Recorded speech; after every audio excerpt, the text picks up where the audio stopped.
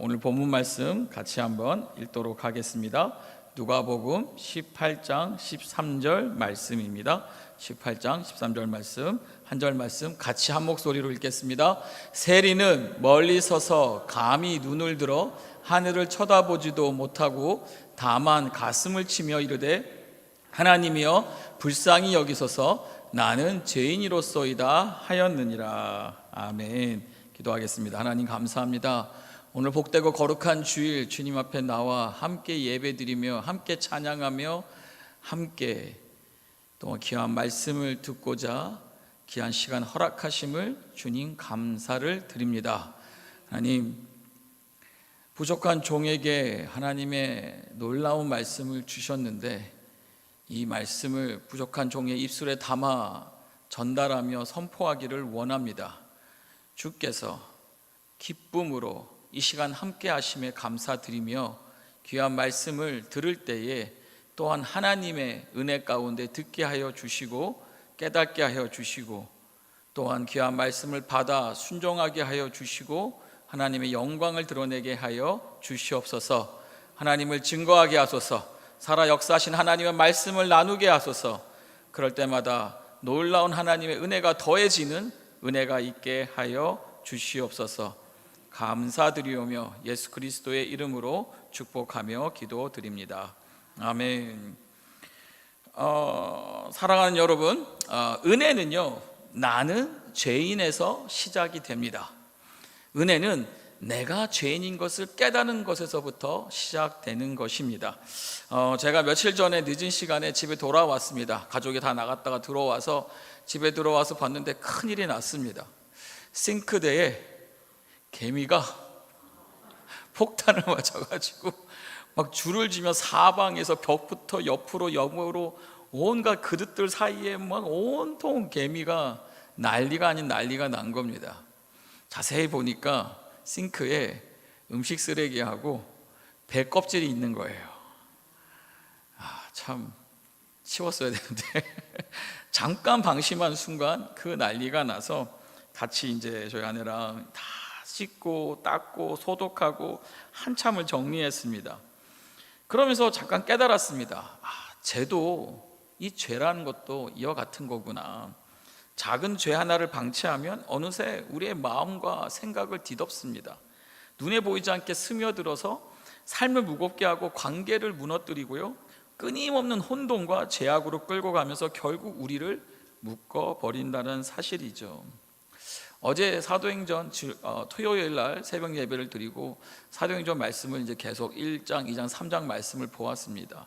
그리고 어제 기도를 드리는데 참 이 베드로가 성령 충만한 가운데 밖에 뛰어나가서 설교를 처음 시작하지 않았습니까?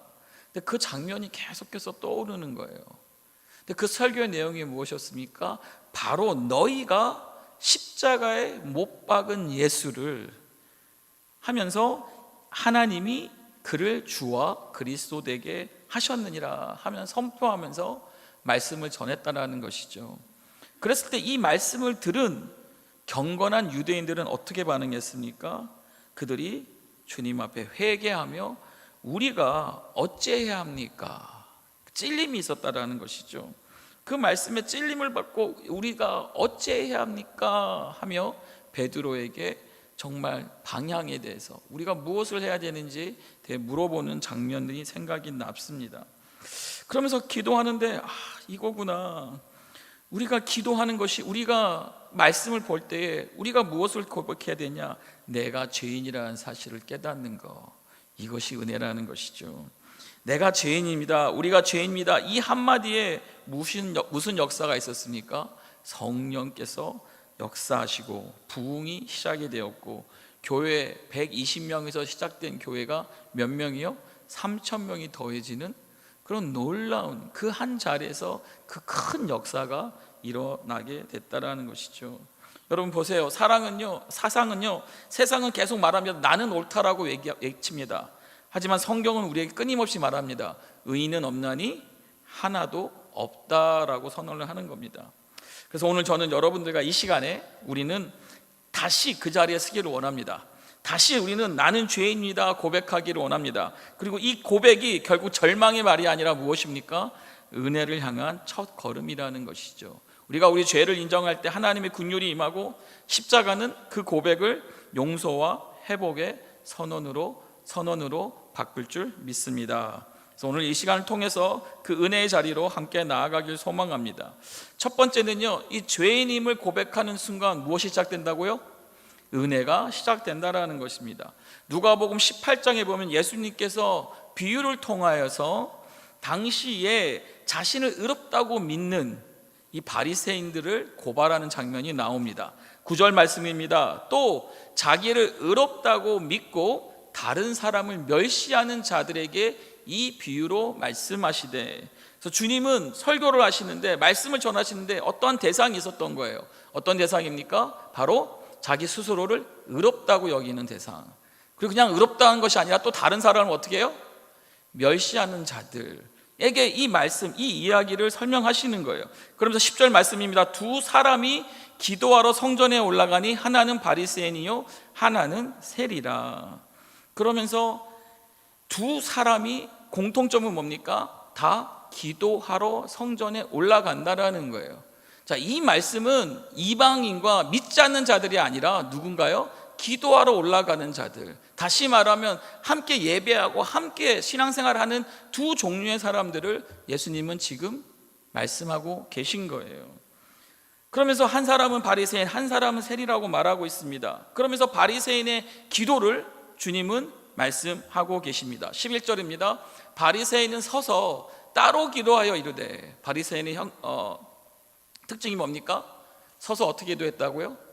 따로 기도했다라는 거예요. 그 말은 무엇입니까? 보여지는 곳에, 따로 사람들이 볼 수 있는 곳에 서서 기도했다라는 것이죠. 그래서 기도를 이렇게 합니다. 하나님이여, 나는 다른 사람들 곧 토색, 불의, 간음을 하는 자들과 같지 아니하고 이 세리와도 같지 아니함을 감사하나이다. 기도가 조금 이상하죠. 뭔가 문제가 있어 보이죠. 어떻게 기도를 해야 될까요? 감사하는 건 맞습니다. 그렇죠? 근데 그 감사가 어떤 감사입니까? 비교를 하더라는 거예요. 어떤 비교요? 자기가 멸시하는 자들, 자신의 시선에, 내가 보는 시선에, 아, 저 사람은 왜 저렇게 신앙생활하지? 아, 저 사람은 왜 저런 기도생활을 하지? 하는 그 사람들, 멸시하는 자들과 비교해서 뭐라고 말합니까? 나는 토색하지도 않고 불의하지도 않고 간음하는 자들과 같지 아니하면서 자신을 올리는 겁니다. 그러면서 또 말하죠. 이 세리와도 같지 않음을 감사하나이다. 여러분, 어떤 기도가 돼야 될까요? 저도 이 말씀 오는데 나는 어떤 기도를 할까? 저도 한번 제 기도를 이렇게 들어봤습니다. 제가 기도를 해봤죠. 하나님, 저도 죄인이어서 늘 토색하고 불의하고 간음하는 자들과 같습니다.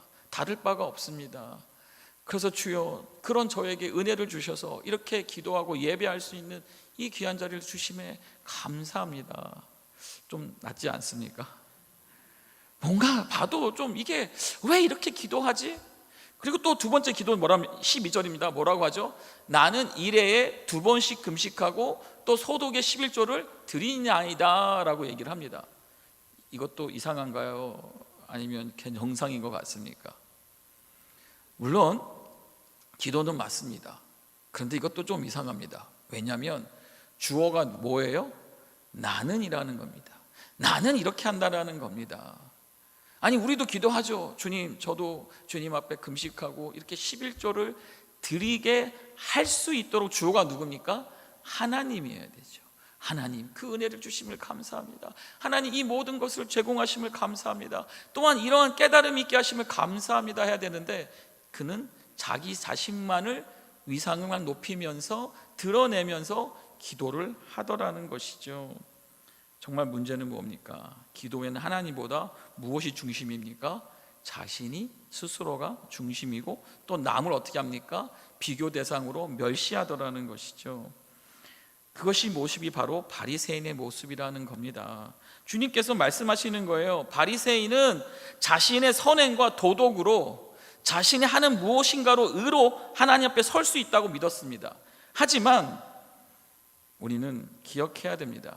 죄를 모르는 신앙에는요 절대로 구원은 없습니다.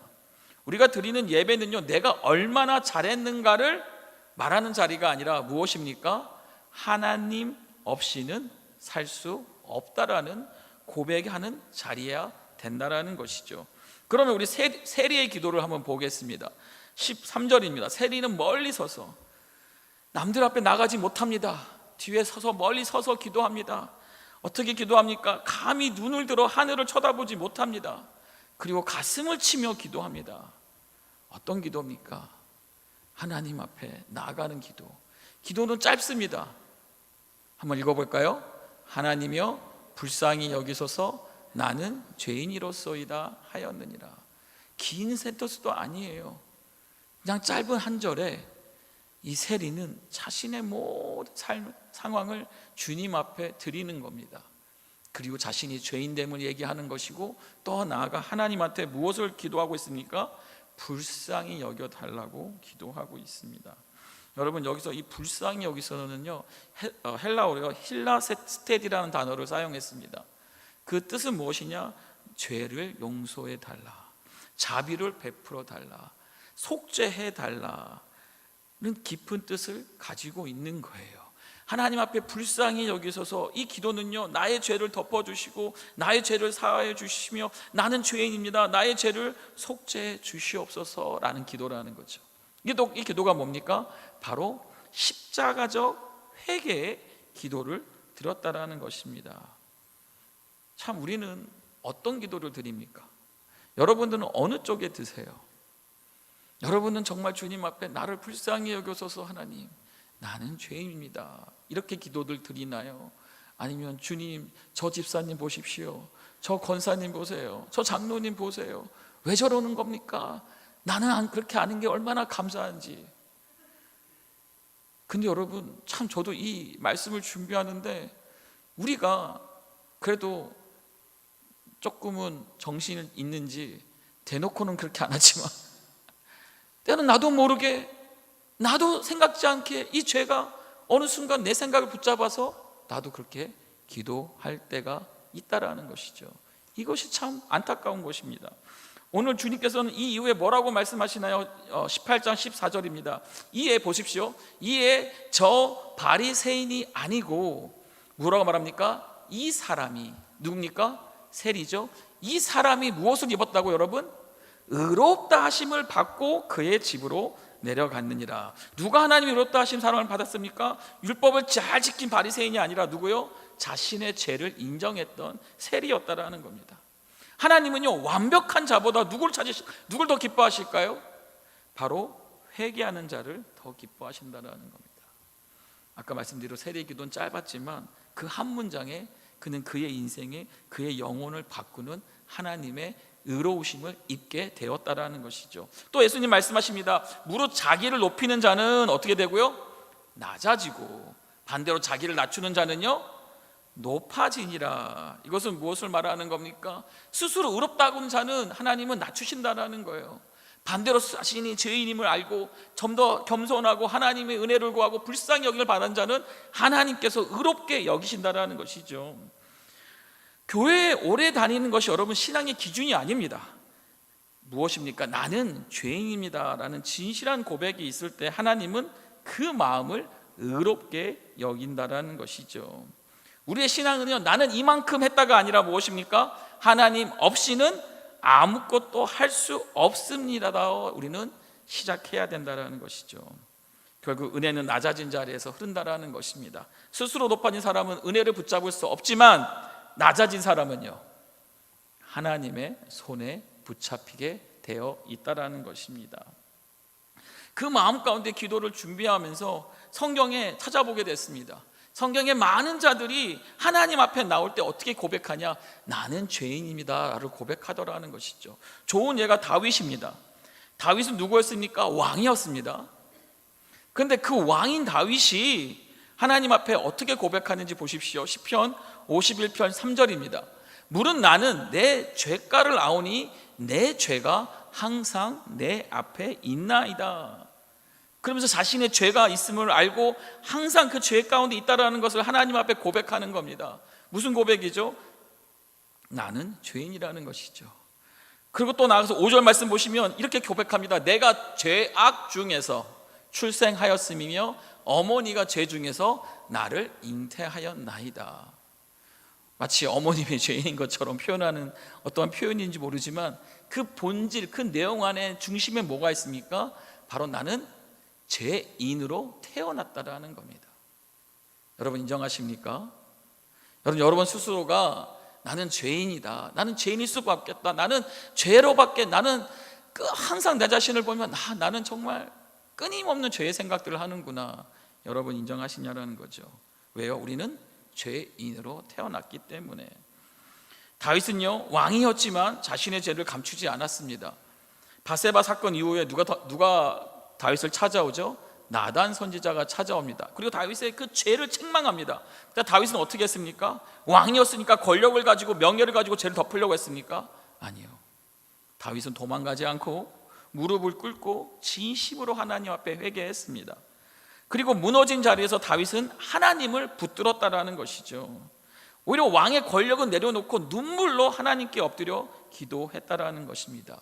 그의 기도가 10절에 이렇게 나와 있습니다. 하나님이여, 내 속에 정한 마음을 창조하시고 내 안에 무엇을요? 정직한 영을 새롭게 하옵소서. 내 안에 정한 마음을 창조하시오. 그게 뭡니까? 나의 죄됨을 깨끗하게 해달라고. 그리고 또 기도하는 거죠. 무엇을 달라고요? 내 안에 정직한 영을, 하나님을 경외하는 정직한 영을 새롭게 해달라고 기도했다라는 것입니다. 어떤 기도였습니까? 다윗은 늘 하나님과의 관계, 죄인으로서 하나님 앞에 나갈 때 하나님이 주시는 정결함과 정직한 영으로 새롭게 될 수 있는 이 관계 회복을 향한 몸부림의 기도였다라는 것이죠. 죄는 무엇입니까? 숨길 때는요 심판이 임합니다. 하지만 죄를 고백하면요 심판이 멈추고 용서와 회복과 은혜가 시작되는 것입니다. 다음 사람은 이사야입니다. 이사야 6장 5절입니다. 선지자 이사야는 이렇게 기도합니다. 그때에 내가 말하되 화로다, 나여 망하게 되었도다. 나는 입술이 부정한 사람이요 나는 입술이 부정한 백성 중에 거주하면서. 그리고 자신이 하나님 앞에 망하게 된 존재, 입술이 부정한 사람, 더 나아가 화가 있는 자라는 것을 고백합니다. 그렇지만 그 고백이 어디서 나오냐? 그 다음 절입니다. 만군의 여호와이신 왕을 베었음이로다. 만군의 여호와이신 왕을 베니까 무엇이 보이는 거예요? 내 죄가 보이는 거예요. 하나님의 보좌를 보는 순간, 하나님의 영광 대신 그 영광의 빛 가운데 거하는 순간 부정함을 깨달았다라는 것이죠. 그리고 그는 자신의 죄를 숨기지 않았다라는 겁니다. 드러냈다라는 겁니다. 그리고 이사야는 고백합니다. 나는 죄인입니다. 고백했을 때에 이 7절에 보면 내 죄가 사여졌느니라 하면서 하나님께서 제단의 숯불을 가지고 그의 입술을 지집니다. 정결하게 했다라는 것이죠. 그리고 더 나아가서 나는 죄인입니다 라는 고백으로 나지 않고요 어디로 가는지 아세요? 이사야는 이렇게 고백합니다. 주여 내가 여기 있나이다. 나를 보내소서. 죄로 고백한, 죄로 시작된 그 고백으로 시작된 그 고백 앞에 하나님께서는 이사야로 하고 은혜를 주시는 것뿐만 아니라 사명자로서 하나님이 쓰시는 귀한 일꾼이 되었다라는 것이죠. 베드로, 여러분 잘 아시는 베드로는요 예수님께서 말씀하십니다. 자 깊은 곳에 가서 그물을 내리라고 합니다. 베드로는요 순종해서 그물을 내립니다. 그랬더니 어떤 일이 일어났습니까? 상상도 못할 양의 큰 물고기를 잡았다라는 것이죠. 어느 정도요? 그물이 찢어질 정도로. 그런 놀라운 기적을 베드로는 자신의 눈앞에서 봅니다. 근데 여러분 베드로가 어떻게 고백하는지 아세요? 바로 누가복음 5장 8절입니다. 5장 8절 시몬 베드로가 이를 보고, 이 기적을 보고 어떻게 표현하세요? 보세요. 예수의 무릎 앞에 엎드려 이르되, 같이 한번 읽어보겠습니다. 주여 나를 떠나소서 나는 죄인이로소이다. 아니 베드로는요 여러분 앞에 큰 기적이 일어나면 여러분 어떻게 반응하실 거예요? 주님 어디 가지 마세요. 주님 나와 함께 해주세요. 와, 주님이 하시니까 이런 기적들이 일어나는구나. 그것이 보통 우리들의 반응이 아닐까요? 근데 베드로는 이 놀라운 기적을 보고 무릎을 꿇어버립니다. 엎드립니다. 왜? 예수는 평범한 예수가 아니라는 거예요. 주여라고 말합니다. 그러면서 그 놀라운 기적 앞에 이는 하나님의 신적인 존재라는 것을 감지했다라는 거예요. 그랬더니 자신이 뭐가 보이는 거예요? 죄가 보인다. 어떤 죄 여러분? 새빨간 죄. 정말 드러내고 싶지 않는 수치와 드러내고 싶지 않은 나의 죄악된 것, 감추고 싶은 끄든 것들이 다 보여지더라는 거죠. 그러니까 오히려 주님이 그 부담되는 거예요. 그래서 뭐라는 겁니까? 떠나소서. 그러면서 나는 죄인이다 라고 고백하는 겁니다. 자, 여러분 보세요. 이 고백이 베드로가 절망으로 고백한 것입니까? 아니면 그 예수 그리스도의 놀라운 기적 앞에 경외함으로 고백한 것입니까? 경외함으로 고백한 것이죠. 그랬더니 어떤 일이 납니까? 주님께서 베드로를 어떻게 하세요? 부르시더라는 거죠. 어떤 부르심이었습니까? 바로 은혜와 사명을 시작하는 출발점의 부르심이었다라는 겁니다. 그 전에 베드로는 어떤 일을 하였습니까? 어부로 물고기를 잡는 사람이었습니다. 그렇지만 주님은 베드로를 어떻게 부르십니까? 사람을 낚는 어부로 삼겠다라고 하면서 베드로를 부르신 장면입니다. 누가복음 5장 10절입니다. 예수께서 시몬에게 이르시되 무서워하지 말라. 이제 후로는 내가 누구를요? 사람을, 물고기가 아닌 사람을 취하리라, 낚으리라 라고 주님이 사명을 주셨다라는 거예요. 또 우리가 잘 아는 바울은요, 자신은 이렇게 고백합니다. 디모데전서 1장 15절에 mit보다 모든 사람이 받을 만한 이 말이요 그리스도 예수께서 죄인을 구원하시려고 세상에 임하셨도다 하였도다. 그러면서 죄인 중에 내가 뭐라고 말합니까? 그는 말하는 거예요. 죄인 중에도 나는 뭐라고요? 죄인 중에도 괴순이라. 참, 왜 사도 바울은 이렇게 고백할까요? 그는 예수님을 몰랐을 때는 예수 믿는 자들을 핍박하고 쫓아다니고 결국 누굴 죽게 했죠? 스데반 집사를 죽게 한 인물이에요. 그 장면에, 그 상황에 바울은 서서 자신이 옳은 일을 했다고 생각을 했어요. 그렇지만 그가 예수님의 빛을 보고 만나고 예수님과 3년 동안 훈련을 받으면서 은혜를 누리면서 어떤 자로 변합니까? 바로 은혜를 깨달은 자인 거죠. 그래서 자신이 죄인 중에 괴수라고 표현하는 것입니다. 아까 우리가 부른 찬양처럼 나 같은 죄인 살리신 주 그 은혜 놀라워. 바로 사도 바울의 인생이 이런 찬양이 아니었을까요? 그는 가는 곳마다 증거했습니다. 무엇을 증거했습니까? 자기 죄로 인하여 자기는 죽을 수밖에 없는 존재지만 큰 은혜를 입었다. 그래서 이제는 자신이 죄수 중에 괴수지만 그 은혜를 입었기에 하나님의 사명을 감당하는 자가 됐다라고, 사도가 됐다라고 더 큰 간증을 하는 사람으로 바뀌었다라는 것입니다. 자, 이들의 공통점은 무엇입니까?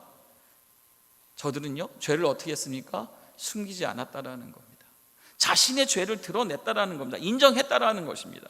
그리고 고백했다라는 것이죠. 그리고 그 고백이 어떠한 은혜를 나눴습니까? 하나님과의 관계가 회복되고 또한 더 나아가 새로운 사명의 출발점이 되었다라는 것이죠.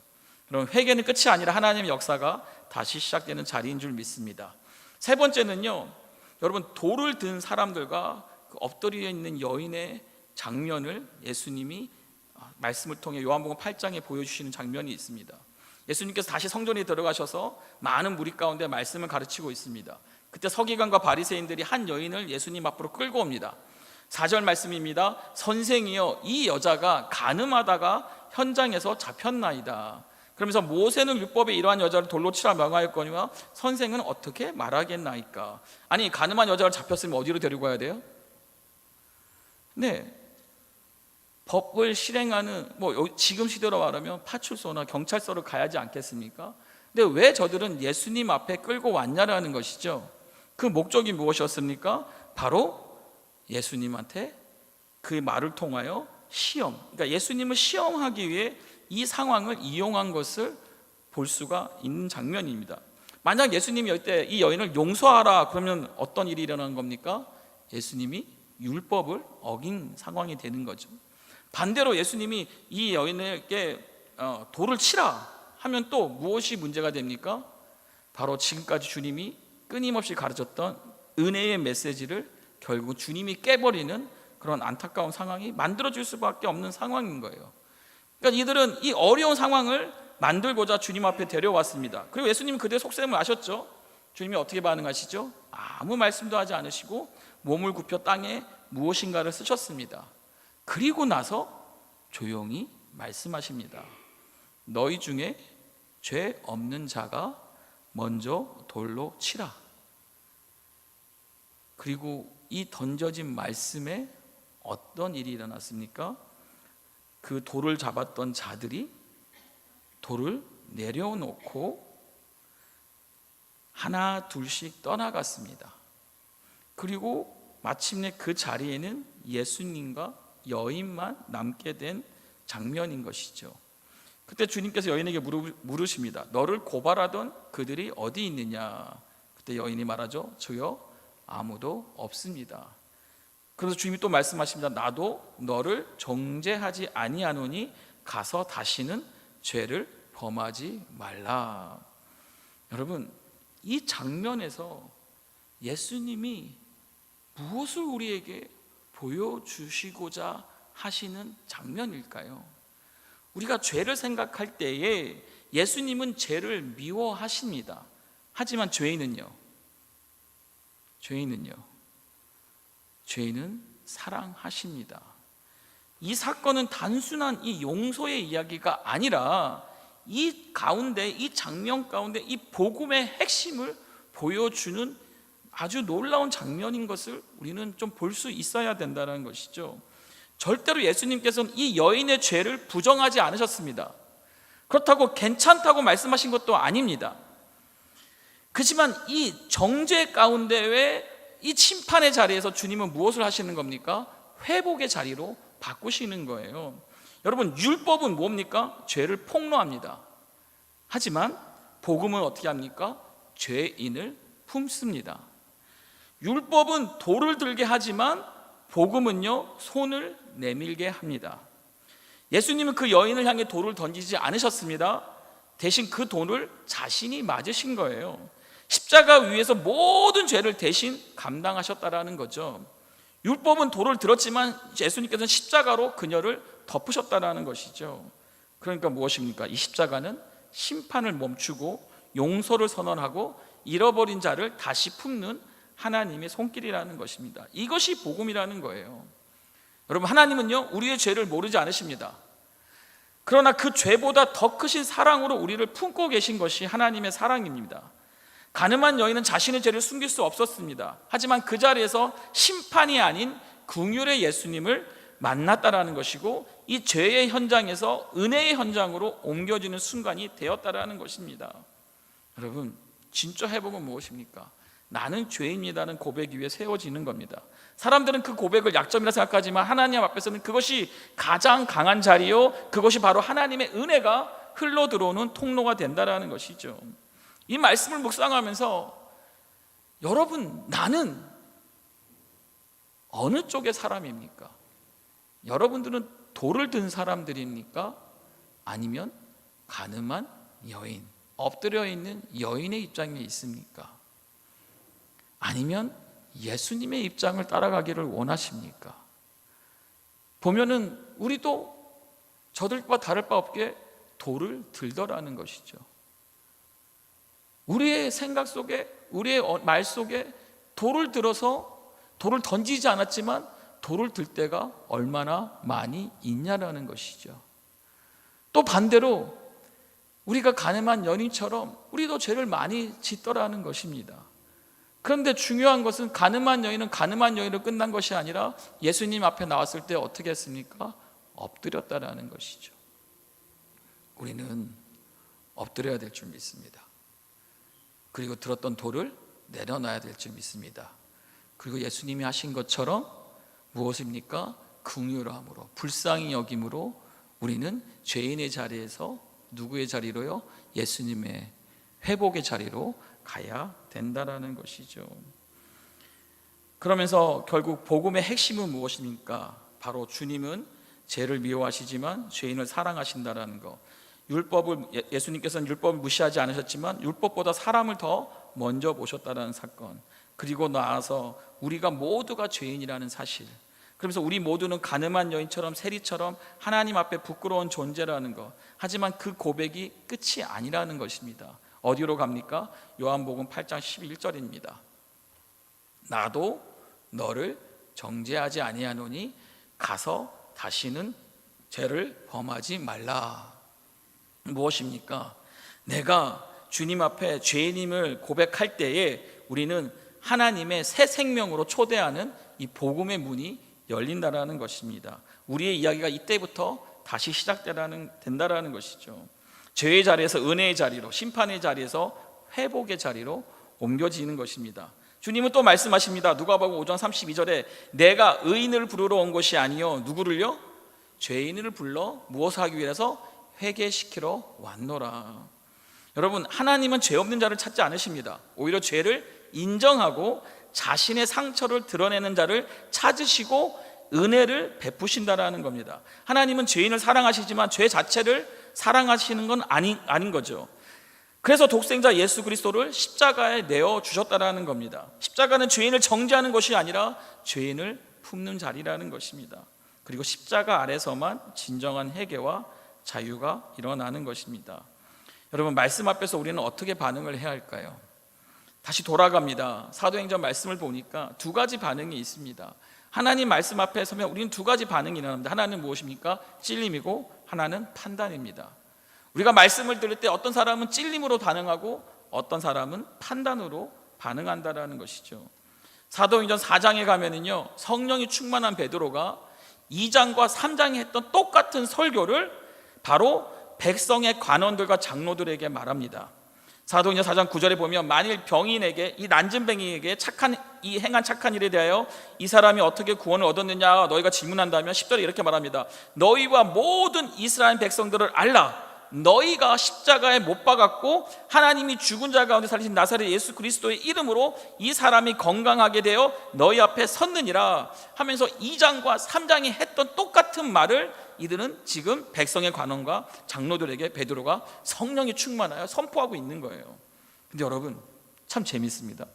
이 말씀이 어떻게 여러분 나뉘어지는지 아세요? 반응이 두 갈래로 나눠집니다. 앞에 2장 3장에서는요 그들이 마음이 찔려서 이렇게 말합니다. 형제들아, 우리가 어찌할꼬 하면서 내가 정말 주님 앞에 어떻게 해야 되는지, 내가 예수를 못 박았다는 이 사실에 그것이 믿어지면서 이 죄인된 모습으로 베드로한테 또 사도들에게 어떻게 해야 됩니까? 라고 강구하더라는 것이죠. 그리고 베드로 말하죠. 회개하라. 그리고 성령의 세례를 받으라고 저들에게 안내를 합니다. 인도를 합니다. 그런데 여러분, 이 4장에는 저들이 어떻게 반응하는지 아세요? 바로 말씀을 보니까 그들은 이렇게 반응합니다. 이 사람들을 어떻게 할꼬? 라고 판단하면서 위협하는 반응들을 볼 수가 있습니다. 오늘 말씀 앞에서 우리는 어떤 마음으로 서 있냐라는 것이죠. 하나님은 찔림 가운데 엎드리는 자에게는 은혜를 베푸지만 판단하고 합리화하는 자에게는 다친 마음만 남게 됩니다. 다시 말하면 우리 스스로가 닫아서 은혜를 받는 것이 아니라 은혜를 쫓아버린다라는 것이죠. 그러면 우리가 해야 할 고백이 무엇입니까? 따라합시다. 늘 말씀 앞에서 판단자가 아니라 죄인임을 고백하자. 우리는 늘 말씀 앞에서 여러분 판단하는 성경에 나오는 유대인의 종교 지도자들이 아니라 거룩한 유대인들, 죄인인 것을 깨달은 저들처럼 어떻게 해야 합니까? 내가 어떻게 해야 됩니까? 라고 고백할 수 있는 우리의 기도가 있기를 바랍니다. 우리의 여러분 무지함과 무능함과 우리 무력함을 인정하면서 주님, 나는 죄인입니다. 나를 불쌍히 여기소서. 주님 말씀하소서. 듣겠나이다 하며 우리는 주님의 인도하심을 받아야 된다라는 것이죠. 어제 기도하다가 참 많이 깨달은 것들이 무엇이냐, 나도 모르게 이 사도행전의 말씀을 생각하면서 끊임없는 내 안에서 주님 죄인입니다. 주님 죄인입니다. 나는 죄인입니다. 나는 주님의 기준에 정말 미치지 못하는 목회자라고 하지만, 목사라고 하지만 정말 저는 죄인의 개수입니다 라면서 막 끊임없이 기도를 했어요. 그래서 주 앞에 기도를 토해내는데 그때 알았어요. 기도하면서 깨달았습니다. 이것이 나를 살리시는 하나님의 은혜이구나. 내가 죄인임을 주님 앞에 끊임없이 얘기하니 주님이 저를 품어주시면서 종아 안다 하면서 저에게 은혜를 부어주시는 거예요. 그러면서 참 내가 하나님 앞에 이렇게 죄인임을 고백했는데 그것이 하나님이 기뻐하시는 기도였구나라는 것을 다시 한번 어제 알게 되는 은혜가 있었습니다. 말씀 마치도록 하겠습니다. 여러분, 하나님은 완벽한 사람을 절대 찾지 않으십니다. 하나님이 찾으신 사람은 누굽니까? 진심으로 나는 죄인이라고 고백하는 사람입니다. 그리고 말씀을 들을 때마다 주님 내가 어떻게 해야 합니까? 라고 주님 앞에 고백하며 또 그 말씀을 듣겠나이다 하며 순종하는 자라는 것이죠. 그리고 그 고백이 바로 이 십자가에서 떨어지는 은혜의 시작이라는 것입니다. 우리는 자꾸 자신을 의롭다 여기면서 주님이 일하실 자리를 드리질 않습니다. 하지만 내가 주님을 인정할 때 우리는 주님이 일하실 자리를 드리는 겁니다. 그리고 그 자리에 십자가의 은혜가 흘러 들어온다라는 것이죠. 오늘도 예수님은 우리에게 말씀하십니다. 나도 너를 정죄하지 않는다. 이제 다시 일어나라. 나의 은혜가 내게 족하도다. 주님은 죄를 드러내시는 분이 아니라 죄인을 일으켜 세우시는 분이십니다. 우리는 하나님 앞에 하나님께서 우리에게 물어보십니다. 너는 죄인임을 인정하느냐? 그리고 우리는 이 고백에 결국 통해서 우리는 살리는 하나님의 은혜를 경험해야 된다라는 것이죠. 예수님은 이미 십자가에서 다 이루었다라고 선언하셨습니다. 또한 다른 사람을 정죄하지 말고 그들을 향해 주님의 긍휼의 눈으로 바라보기를 원하시는 겁니다. 우리가 받은 용서를 흘려보내는 것이 그냥 나만 갖고 나만 누리는 용서가 아니라 그 용서를 흘려보내는 것이 참된 회개의 열매라는 것이죠. 우리의 예배와 기도 속에서 이 고백이 우리 심령 깊은 곳에서 울려 퍼지기를 축복합니다. 하나님, 저는 죄인입니다. 그러나 주님이 나를 덮으셨습니다. 십자가로 나를 덮으셨습니다. 그리고 이 고백이 있을 때 하나님은 다시 은혜를 시작하십니다. 그리고 우리를 향해 말씀하십니다. 나도 너를 정죄하지 않는다. 이제 다시는 죄를 범하지 말라. 사랑하는 여러분, 죄의 자리에서 은혜의 자리로, 판단과 정죄하는 자리에서 용서와 회복의 자리로 나아갈 수 있기를 주님의 이름으로 축복합니다. 그 자리에 예수님께서 기다리고 계십니다.